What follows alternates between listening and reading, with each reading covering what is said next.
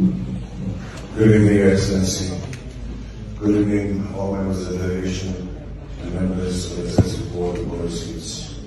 Your Excellency, Governor Babangida Zulum, the resident people of Maiduguri, guests, present, and the brave families who this devastating flood has impacted. We are here today not just as representatives of our family, but as members of a collective effort of young Nigerians to bring hope and relief to those who need it the most. This is a moment for solidarity, compassion, and immediate action. Maiduguri and Borno have rich histories and people who are incredibly resilient, especially considering the challenges faced in the past few years.